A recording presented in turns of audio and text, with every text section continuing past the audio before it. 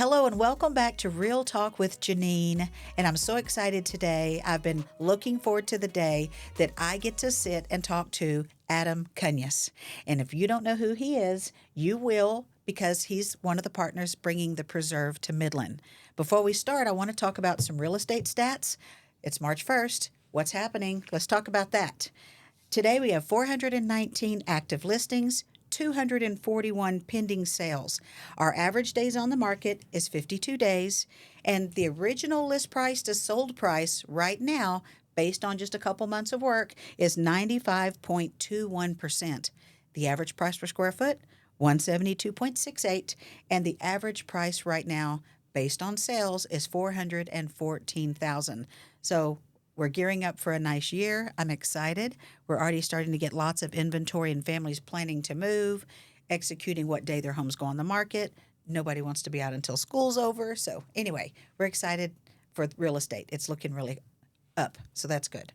Yeah, so thank you for coming to talk to us today. I'm so excited. I was telling you earlier, I've been here my whole life, and when I heard that we were getting such a beautiful facility in Midland for families to enjoy, I could not wait to talk to you and hear more about it. So how did this start? I know you had an idea, but you bought it in July, the land? We closed in July.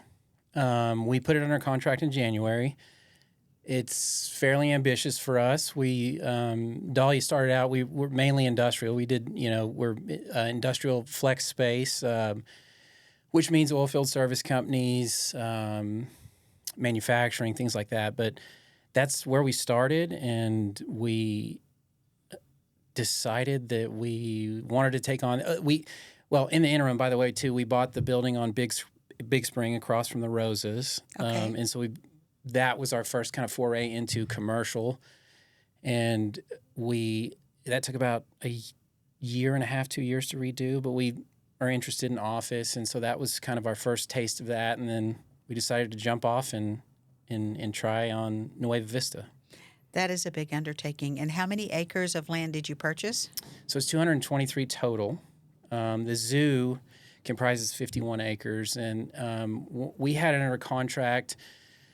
We had talked to a couple of parties that we thought could anchor the development beforehand, but then we wound up talking to first Jeff Beard, who has been with Crown Quest for a long time, and he had told us about their intention to build a zoo, and they were looking at doing it around Green Acres. We offered our location. They agreed that and liked it better than where they had planned on doing it, so they decided to bite off. So we wound up simultaneously closing on those two tracts of land. So we kind of split off 51 acres for them. That's going to be exciting. So I'm assuming there's stages. Can you walk us through the stages? I know there's no exact timelines, but phase 1, phase 2, what's that going to look like?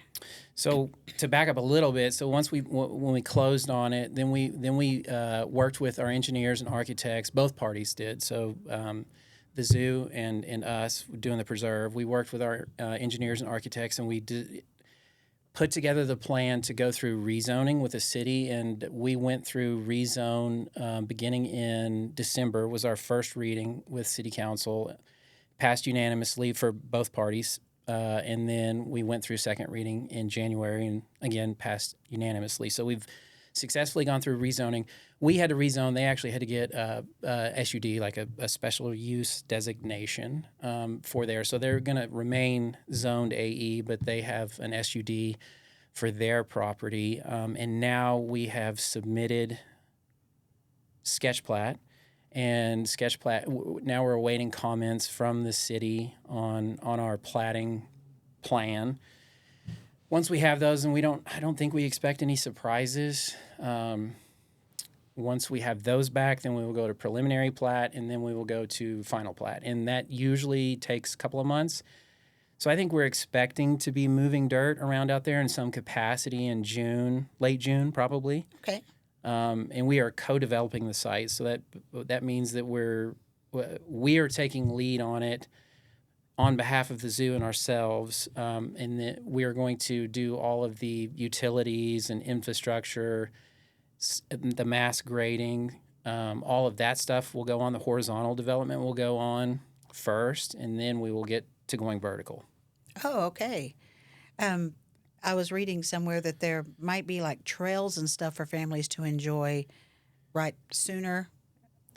Not Not really? sooner. It'll be in phase one. So like In phase one, okay. So as they begin, they only have a phase one. They're doing everything like as soon as we say go, and they are excited and they're ready to go, and they want to move quickly. As soon as we get approval and get permits from the city and as they begin the zoo construction and we begin phase one, we're also going to do collectively. We're going to do the common amenities, and that does consist of a trail as we have it currently planned. Right. We're going to have a hike bike trail that goes around the perimeter of the tract. In total, the perimeter trail comprises a little over 2 miles, but then we have some kind of interior cut throughs and things like that, so we can host I've talked to Energy City Race. Yes. And they've tentatively agreed to try to conceptualize a race out there for us that we think are maybe like a late spring type race, because their main one at Fasken is in the fall, so it'd be a nice complement to what they do. So hopefully we can have races, and just basically it'll be an amenity for the public, so everybody can come out. There'll be a lot of pedestrian walkways from grasslands. I think as it's currently designed, I think we have 4 designated pedestrian entrances, and we don't intend to fence any of it like the exterior. So all of the amenities are meant for the public, and that's what we wanted to do. Like, that was our big push. We held a lot of meetings with Grasslands residents.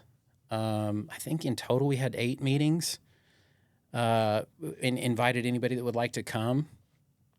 And the intent has always been to provide locally the residents, but more broadly the community, a bunch of amenities so that everybody can come out and enjoy. And we want it to be very walkable, very family friendly.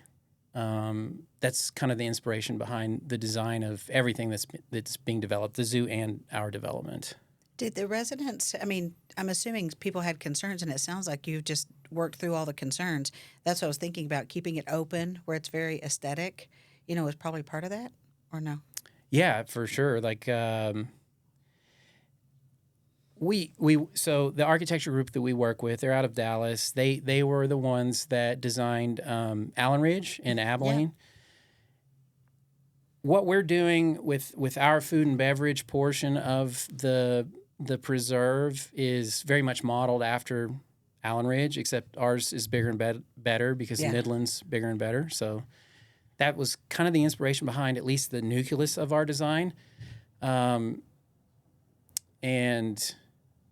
that's our main intention is we start there, and then we work out in taking into account the concerns of the residents, because this is was in recent history a highly contentious piece of land. When it went through P&Z and City Council, I think in 2021, there was a lot of uproar.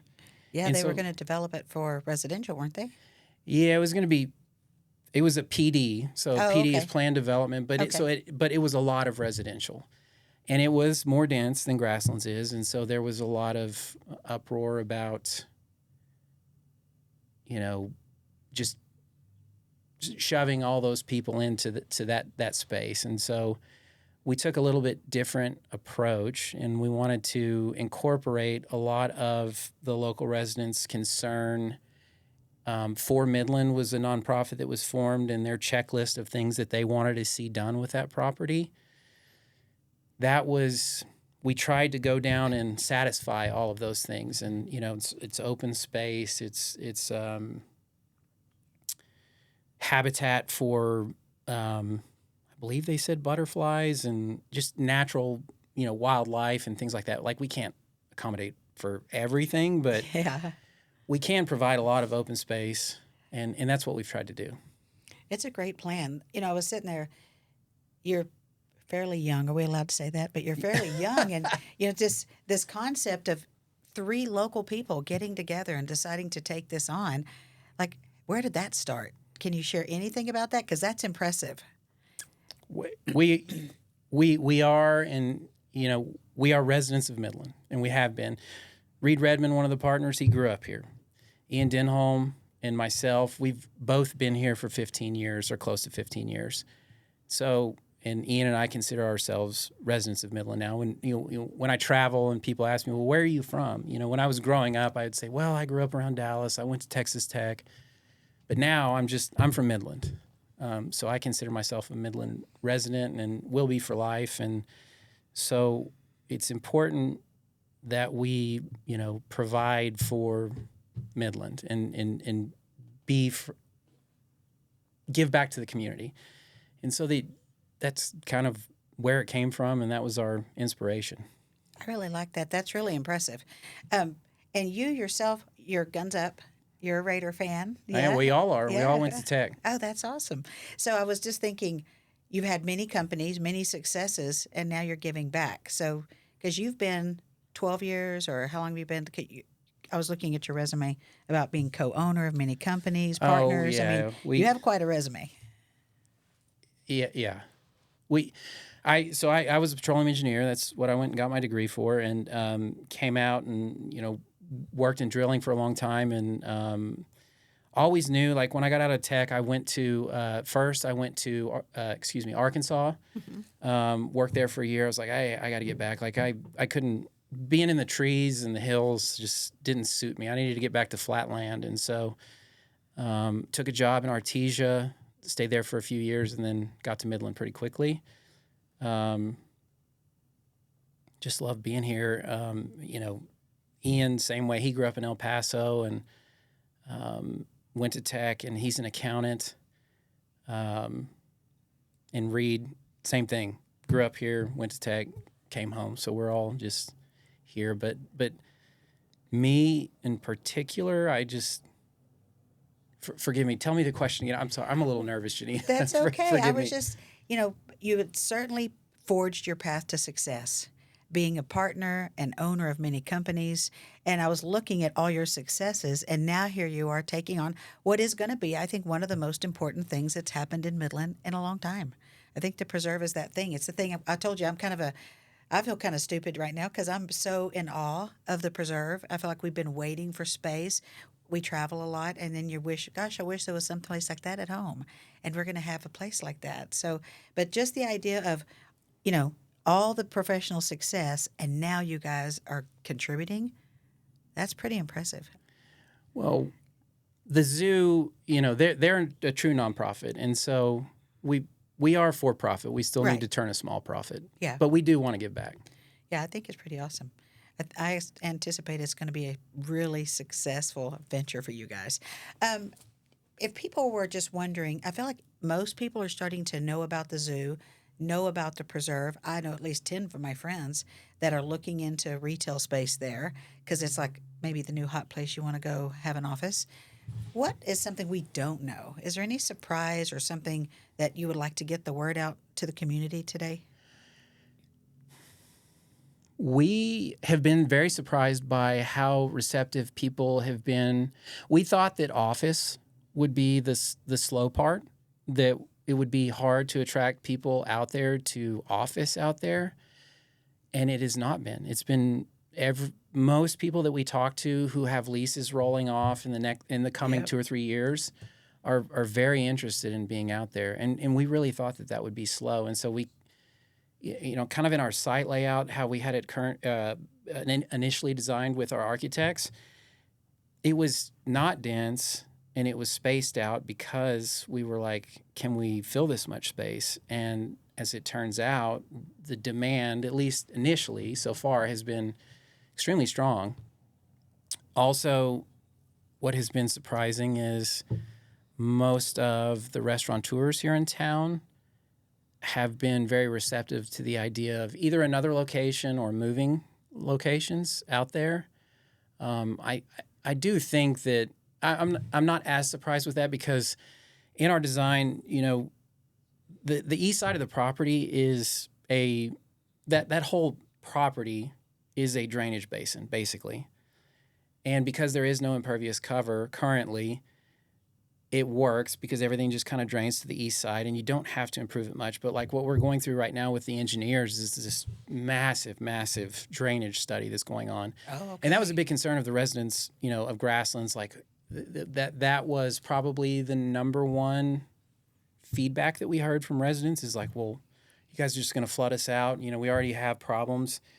And what we told them, and this is true, is that because we're starting now and we're doing this design, it gives us a chance to solve those issues that have been issues in the past. Okay. We can solve that. But part of that and part of the drainage design is we're going to build an 18-acre constant level lake. And it'll have what's called freeboard. So freeboard means like just the space between the water level and the top of the lake that will allow it to move up and down. And so it accommodates for floodwater. Oh, okay. But you can make a nice feature. And so we plan on making a nice 18-acre constant level lake. We have pretty decent groundwater there that the golf course used since it was opened in 1999. But we're going to actually use less water than the golf course used. Wow, okay.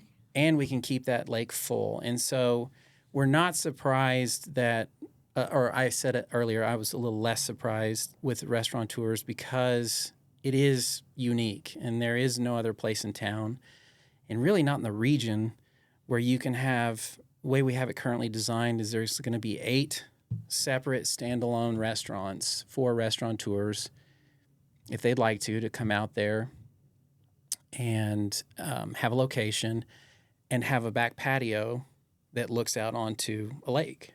And so that's really cool. I would say the other surprising thing, I'm trying to think here. We've had a lot of very positive response. I'm not going to say who yet, but we've talked to a couple of retailers that I would have never thought would have been interested in being out there. Yeah. That have expressed a lot of interest. I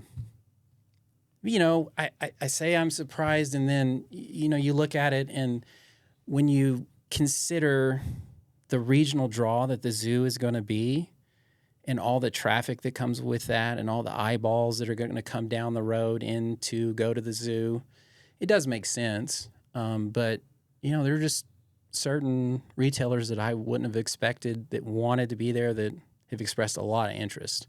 I really like that. That's the community involvement. We just got back 2 days ago, and we were in Orlando, and we went and had dinner in Disney Springs, and different plan. But I loved that it was shopping, walk paths, food trucks, and we got to eat at a restaurant that happened to have a water view terrace. And I was like, man, we're going to have that in Midland. This is going to be so cool. It's going to be really cool. So, like, from the zoo, what we're planning is a boardwalk that you could actually, you don't even have to go. So if you're a zoo patron, you can park, you can go to the zoo, and you can get done, and you can walk out their front entrance, and then there is a boardwalk, basically, that dead ends into their front entrance that you can then walk up to and all the way by all of the restaurants and just peel in and go to whatever restaurant you want. Oh, I love that. I love that boardwalk style. Gives you something to do. And the idea to close a road off, I thought that was really neat. You're going to be able to host events there. Yeah. So that my partner, Ian, that's his favorite part, the Central Green. So the Central Green is kind of like just a little bit northwest of where the food and bev area is. And then you have the main boulevard that goes north-south from Wadley down to the zoo. Just offset that, just like a little semicircle. There's that we put a park in the middle of, and then on the other side of the private drive, there is they're basically shared walled. The way we envision it currently, they are shared walled retail spots, and so they're smaller. Have you ever been to Georgetown? Yes. Have you been down there on like a Friday or Saturday when they close off the square and you can walk and you've got all of those restaurants on 4 sides that face the courthouse? So that's kind of what I envision the feel is going to be like, where the restaurants that we're going to build across from the Central Green, where we've got the private road, we can block it off, and then you can host events, and everybody can spill out from there into the Central Green. So it's a little bit like that. It's also our architects. And one of the initial meetings, they pointed us to, and everybody in Midland loves to go to Rosemary or Seaside or That's my Watercolor. favorite place, 30A. Go Yeah, 30A. 30A. So Yeah. on 30A and Seaside, where they have their park and they have that, the food trucks all the way along Yes. that, Uh-huh. and then that park right on the other side. That's kind of the feel that we're going for. I love that. And the thousands of bicycles. Yeah, That's my favorite thing. Everybody's just dumps their bicycles and is, eating and then go to the beach or do shopping or get an ice cream. that would be our hope. Is Yeah. like residents, or even if you want to load your bicycles up and drive in and park and get out and ride around the trail and then ride your bikes through kind of the side streets in the preserve. That's what we want. It's a real quality of life. In my opinion, it's really going to improve our quality of life in our hometown because we always leave. In Midland, that's what you do if you want to go do something fun or you want amazing restaurants. We have some more local than we've ever had before, and I'm so grateful. But usually you have to travel to Dallas, you have to travel to Georgetown, you've got to travel to San Antonio. Yeah, that I think that part of the demographic shift in Midland with the younger set, and I've heard this stat, and I can't verify it, but I think it's fairly accurate, or at least I feel it. I think the average age in Midland now is like 32. Yep.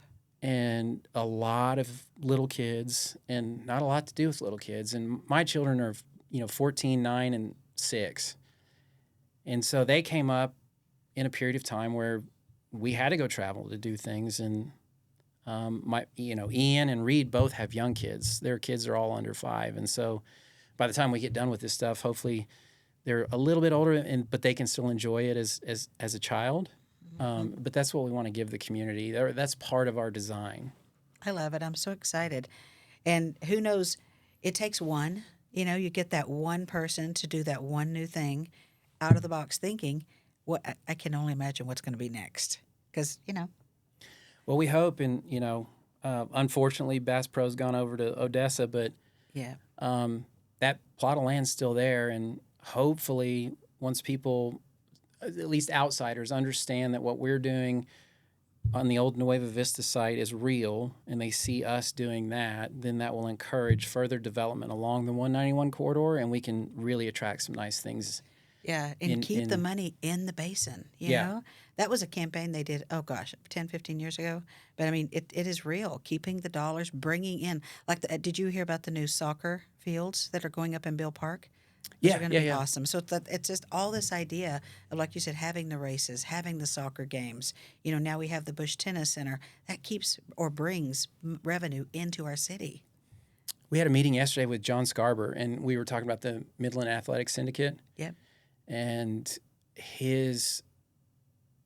their projections and their thoughts on what that's going to do is going to be such a blessing to the community. And one, just all of the other facilities in town for youth sports, they're out of room, and so them adding those indoor courts for volleyball and basketball, and they can even do. He told us yesterday they figured out how they can do drop down batting cages and pitching cages, and they have some space for indoor soccer in there. You've got that draw, and it's great for the community, but it also draws in people from out of town. And with their proximity to us, it really plays well with what we're doing, because if you host out-of-town teams that come in, they're going to need places to eat. And places to stay, yeah, and places to have fun. So you come in for the tournament. When you're killing time, you go to the zoo, you get a meal over in the preserve, you walk around, just have fun. I would hope we get a main event or something like that, because my grandkids would love that. Yeah, that would be awesome. Something like a video game place or place to hang out, eat some pizza or something. Yeah. That is a desire of ours, is to find a I was going to say entertainment Dave and company. Buster's. I'm sorry. I was going to be like, Dave and Buster's? Well, so I can say that our property manager reached out to Dave and Buster's, and at least currently they said they're not that they're not interested in Midland. They're just not doing any more expansion currently. Okay. So that's at least not on the radar for now. Yeah. Well, We'd soon. love it, but It would be so fun. So I love that you're here. Your kids are here. Your family's here. Your heart is here. I can totally see that, and I love that. We're talking, so this is 24, 26, Yeah, I 2026? think so it really depends. It depends on the people's needs. And so like there are some groups that we talk to, they're like, what, I'm going to be out of my space in, Q4 of 25. And if we know that and we have a goal to meet, like we'll meet that goal. But Okay. there's going to be, construction going on for a while. But if there are certain needs that, that need to be met, then we'll do our best to do that. And we can do that. Like if we have, a deal cut with a counterparty and they need a facility, whatever it is, whether they're retail or a restaurant or office, we can do that. What we have to be very careful on is like just speculative building. We're going to do some of that, but we have to be very measured in how we do that. So, what we tell everybody is like we're entirely flexible. And if you want to be there, then we will hustle it up. If you need something later, then we can accommodate for that. It's really going to depend on sort of the feedback we get. If the feedback is we want it now, then we'll be aggressive and we'll put the throttle down. Okay, that's good to know. I bet it goes faster than slower. From the buzz I'm hearing from the people, professionals, because that's usually what I'm hanging around with is business people. It sounds like people are pretty excited. We've had nothing but we've heard nothing but great things. We've had, in the initial meetings with the community members, you can't ever please anybody. So we certainly heard some negative things, but it was few and far between. Yeah, I'm glad to hear that. I haven't heard one negative thing. I did a little bit about the zoo, but the zoo is always going to be a topic. Animals, passionate animal lovers are very passionate. That's why I don't talk about that. I leave that up to the experts. But my goodness, you need to have Jason Green on the show. Okay, And he's the head zookeeper, and he'd be happy. I'm speaking for him, but he'd be happy to come on here. He is passionate about animals, and he cares deeply about animals. In his experience, I think he's got 35 years in the animal world under his belt. And I won't speak for him, but I can say that in the rooms that I've been in, which has been quite a bit, and listening to him talk to the general public about his things, and even in private. I mean, the dude loves animals and cares for them. And what they are planning on building is just going to be it. I can't wait for them to release the renderings and the plans so that the citizens of Midland can see it, because it is just extraordinary. Yeah, like there there not is just a no commercial venture. Yeah, no, it's a nonprofit. Their goal is to, do a little bit better than break even so they can sustain it, and that gives you a different paradigm to look through. That is a good point. And it's going to be so phenomenal. There's not going to be an expense spared in the way that they're designing it. And Jason will tell you, it's like in the zoo world, because zoos, for the most part, this is the first one in 25 years, traditional licensed zoo that's been built. Wow, I didn't know that. Yeah. In the United States? In the United States. Okay, I didn't know that. Wow. And the last one was Animal Kingdom at Disney. And but previous to that, all these zoos that have been built, when you get into the zoo world, what you're working with is a finite amount of space. And so when you need to expand an exhibit or remodel an exhibit, you only have so much space to work with, and you don't have a blank canvas. And that's why, or it was one of the reasons that Jason would tell you that he signed on, is because like this is a once in a lifetime opportunity to design something from the ground up, to be totally accommodating to the animals and make it an immersive experience for a visitor. You don't have this experience. This is truly entirely unique. And so their design process and what they're planning on doing and the experience that they plan on giving a guest is just, it's awesome. That is exciting. I would love to have him on because, like you said, that seeing his background and his love for animals, it puts concerns at rest. And he's the best. Like when I've been in a couple of meetings with him where there has been some, animal welfare concerns expressed, and he absolutely can neutralize them. And it's genuine, and you can hear it. and it's really neat. That's really cool. Well, I'm so glad you came on today. Let's have a cheers of Topo Chico because it's just beginning. Yeah, Yeah, for thank sure. you. I'm so grateful for your heart, and just that you took on the project, and I can't wait till we're out there and doing the ribbon cutting. Yeah, me either. Yeah, thank you. Yeah, absolutely. All right, bye-bye.